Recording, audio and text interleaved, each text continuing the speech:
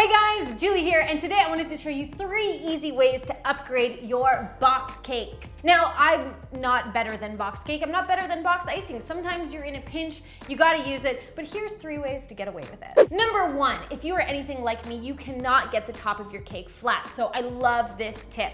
First thing you're gonna do is get your design sorted. So whatever you wanna do some letters, you wanna do some pictures. I've chosen to do a couple emojis. This is for a very special occasion. This is more of a, like a breakup cake or like my reaction to unsolicited dick pics cake. There's a cake for every occasion. So once you've printed out your template, you're going to want to draw a pencil circle around it in the same size as your cake tin. Then place a piece of wax paper over top and start filling in all of the details. So I've got my store-bought icing, which I've dyed into multiple colors and placed in Ziploc bags. That's an extra step. You don't have to do that, but it's definitely going to make it a little more accurate. Now I'm going to fill in everything except the black outline. Now I noticed that any of those black scribblers that you can buy from the grocery store, they don't actually freeze very well. And what's important is that we get this entirely frozen so we can just kind of pancake it on our cake at the end and peel off the wax paper. So we're gonna leave all the black details till later. Once you've filled in everything, it's ready to go in the freezer. And this will take about 2 hours to solidify, give you plenty of time to cook and cool the cake and just like chill out, just like live your life. I hate myself for saying that. All right, once your cake is cooked and cooled, you are going to want to level it off and then get stacking. So I've got more of that great, just solid store-bought icing. I don't know what's in it. To be honest, I don't recognize any of the ingredients, but I love to eat it. We're gonna layer 3 of these adorable little cakes on top of each other with a generous helping of icing in between.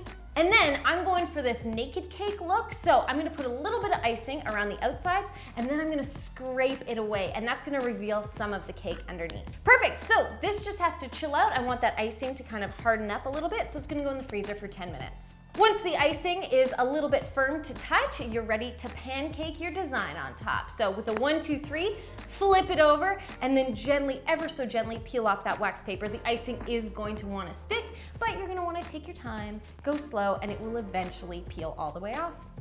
A perfect cake for all those times that you open your Snapchat and you're like, ooh, snap for my friend, and it's just like a dick, and you're like, I hate it. I know you think that looks good, but I hate it. All right, on to the next design. Very, very simply, we are gonna once again level off our funfetti box cake. That's my favorite flavor. And we are going to get it stacked and crumb coated. Let that chill in the fridge. Now for this design, you're going to need different colors. So I've got my store-bought icing and I'm going to dye it in 3 different colors that I think look really cute together. Then I'm gonna place those in piping bags. And now you're ready to pipe onto your cake. So you want to pipe, I was going to say loony-sized amounts, but you don't know what that is. About this big. I'm Canadian, so. Then you're going to drag a spoon across the dollop to make a design. Repeat that around the entire cake, alternating the colors, making sure that you don't use the wrong spoon color for the wrong color, because it's not going to make it look as clean. And you want to do that to the top. Now, lastly, I have prepared a fun little decoration. This is a cake that goes just out to all of my friends and any boyfriend I've ever had and every family member I have. I'm sorry I ate your fries, but I did. I probably did. If you know me, I probably have eaten your fries at some point in time. So this one's for you. All right, and last but not least, we are going to move on to another gorgeous design. We have a lovely chocolate cake that has been leveled off. We're gonna stack it, ice it, get that crumb coat on, and then chill it.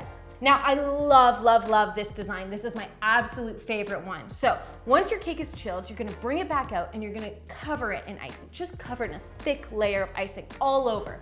You can smooth it out, but don't be precious about it because the next thing you wanna do is take a spoon and you're going to drag it in a kind of a snail pattern. What is that? Oh, spiral.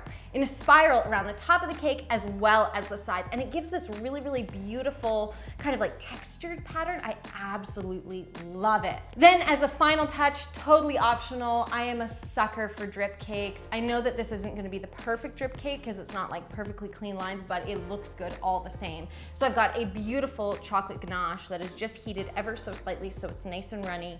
And I'm going to drip it down the sides using a squeeze bottle. And this cake for this occasion goes out to anybody who's ever lent me a tampon. You deserve a cake. You were there in my time of need. I was having a rough day and you were like, you stepped up to the plate. So thank you. You guys, what are your weird special occasions that you want to make a cake for? If you do any of these, please take a picture and send it to me or tag @Tastemade. Thank you so much for watching. I hope you like this video.